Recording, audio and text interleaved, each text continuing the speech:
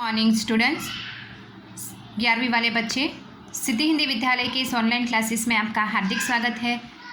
अब बच्चों, यहाँ पे हमारा ये जो लेसन चल रहा है जामुन का पेड़, उसमें हमने अब तक देखा कि सेक्रेटरी अर्थात यहाँ पे जो व्यापारी विभाग है उसके जो गार्डन है, जो लॉन है, उसमें जो पेड़ गिर गया उसके नीचे एक आदमी दब गया है। लोग उसको बाहर निकालना चाहते हैं, लेकिन जो व्यापारी विभाग के जो है वो लोग फाइल बनाते हैं और आगे अलग अलग क्षेत्रों में भेज देते हैं। इतना ही नहीं, जो उसके नीचे दबा हुआ, जो पेड़ के नीचे दबा हुआ जो इंसान है वो बाहर निकालने के लिए लोग काफ़ी मशक्क़त करते हैं, लेकिन लोगों के लिए कुछ एक अधिकारी है उसके लिए जैसे कि फ़ाइल बहुत महत्वपूर्ण होती है। पूरे एक दिन बीत जाते हैं लेकिन वो इंसान पेड़ के नीचे से नहीं निकलता।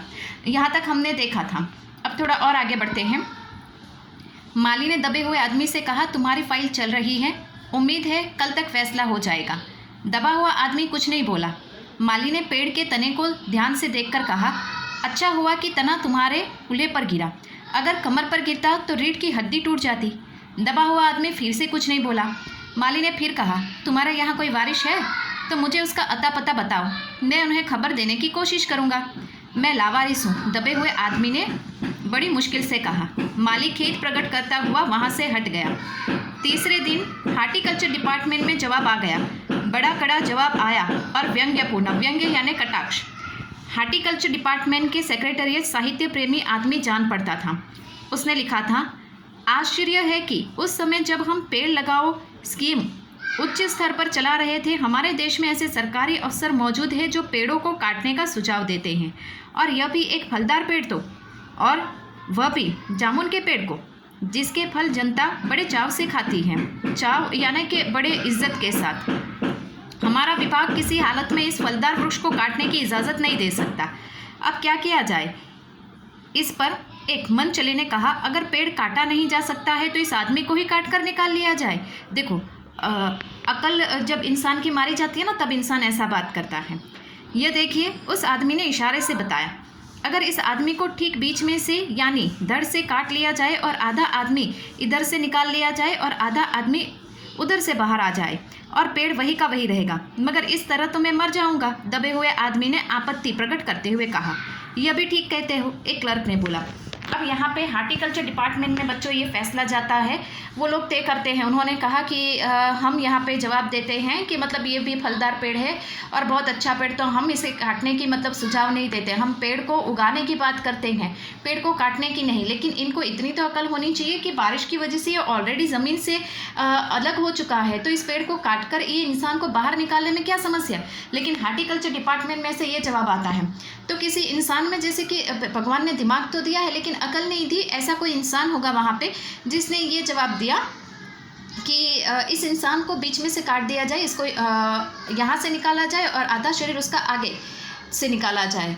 इस तरह से वो कहता है। लेकिन जो दबा हुआ आदमी है उसने कहा कि ऐसा करोगे तो आदमी को काटेंगे तो सही बात है, वो मर ही जाएगा, वो कोई पेड़ थोड़ी ना है यहाँ पे। तो यहाँ पे वो दबा हुआ इंसान कहता है कि ऐसा करोगे तो मैं मर जाऊंगा। जो माली होता है, चपरासी, उसने भी जो दबा हुआ आदमी है उसको आश्वासन दिया। उसको कहा कि अच्छा हुआ तुम्हारे रीढ़ के ऊपर की हड्डी के ऊपर ये नहीं गिरा, वरना तुम्हारी हड्डी बिल्कुल टूट जाती। आदमी को काटने वाली युक्ति प्रस्तुत करने वाले ने भरपूर विरोध किया। आप जानते नहीं हैं आजकल प्लास्टिक सर्जरी कितनी उन्नति कर चुकी है। मैं तो समझाता हूँ, अगर इस आदमी को बीच में से काट कर निकाल लिया जाए तो प्लास्टिक सर्जरी के धड़ से साथ से इस आदमी को फिर से जोड़ा जा सकता है। इस बार फाइल का मेडिकल रिपोर्ट में भेज दिया गया। मेडिकल डिपार्टमेंट ने फ़ौरन एक्शन लिया और जिस दिन फाइल उसके विभाग में पहुंची उसके दूसरे दिन उन्होंने अपने विभाग को सबसे योग्य प्लास्टिक सर्जन छानबीन के लिए भेज दिया। सर्जन ने दबे हुए आदमी को अच्छी तरह टटोलकर उसका स्वास्थ्य देखकर खून का दबाव देखा, नाड़ी की गति को परखा, दिल और फेफड़ों की जांच करके रिपोर्ट भेज दी कि इस आदमी के प्लास्टिक ऑपरेशन तो हो सकता है और ऑपरेशन सफल भी होगा, मगर आदमी मर जाएगा। इसलिए यह फैसला भी रद्द किया गया। रात को माली ने दबे हुए आदमी को मुँह में खिचड़ी डालते हुए उसे बताया कि अब मामला ऊपर चला गया है। सुना है कि कल सेक्रेटरिएट के सारे सेक्रेटरी की मीटिंग होगी, उसमें तुम्हारा केस रखा जाएगा। उम्मीद है सब काम ठीक हो जाए। दबा हुआ आदमी एक आह भरकर धीरे से बोला, यह तो माना कि तगा फूल न करोगे, लेकिन खाक हो जाएगा हम उसको खबर होने तक। ये जो आदमी है शायद कोई शायर होगा। माली ने अचंभे से मुंह में उंगली दबा ली और चकित भाव से बोला, क्या तुम शायर हो? दबे हुए आदमी ने धीरे से सिर हिला दिया। दूसरे दिन माली ने चपरासी को बताया। चपरासी ने क्लर्क को, क्लर्क ने हेड क्लर्क को। थोड़ी ही देर में सेक्रेटरीट में वहाँ अफवाह फैल गई कि दबा हुआ आदमी शायर है। बस फिर क्या था, लोगों का झुंड शायर को देखने के लिए निकल पड़ा। बच्चों, यहाँ पे परेशानी और बढ़ जाती है। होता क्या है, जो चपरासी है, ये चपरासी उस आदमी की देखभाल करता है। 2 रात्रि हो गई है, 2 दिन बीत गए हैं, लेकिन वो पेड़ के नीचे दबा हुआ आदमी दबा हुआ रहता है। वहाँ पे उपस्थित एक ज़्यादा ही अक्लमंद इंसान बच्चों ये सीख देता है कि अब तो प्लास्टिक सर्जरी ने इतनी यहाँ पे उन्नति की है, तो क्यों ना इस आदमी को यहाँ से बीच में से काट कर निकाल लिया जाए और प्लास्टिक सर्जरी के हिसाब से उसको जोड़ लेंगे। अब यहाँ पे डॉक्टर आते हैं, मेडिकल डिपार्टमेंट आता है, चेक करते हैं, उसकी खून की जांच करते हैं, उसकी नाड़ी की धड़कन चेक करते हैं, सब चेक करते हैं। लेकिन उन्होंने कहा हाँ प्लास्टिक सर्जरी होगी, लेकिन ये आदमी मर जाएगा। तो ये सुझाव भी रद्द हो गया। जो चपरासी है, चपरासी कहता है कि कल बहुत बड़ी मीटिंग होगी, उसमें तुम्हारी फाइल रखी जाएगी, तो ज़रूर कोई ना कोई परिणाम आ जाएगा। दबा हुआ आदमी एक शायरी बोलता है।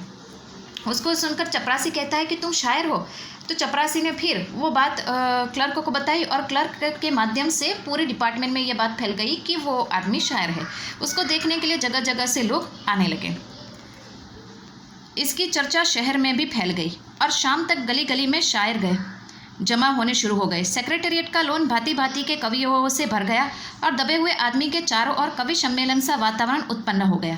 सेक्रेटेरिएट के कई क्लर्क और अंदर सेक्रेटेरिएट तक उन्हें साहित्य और कविता में लगाव था, रुक गए।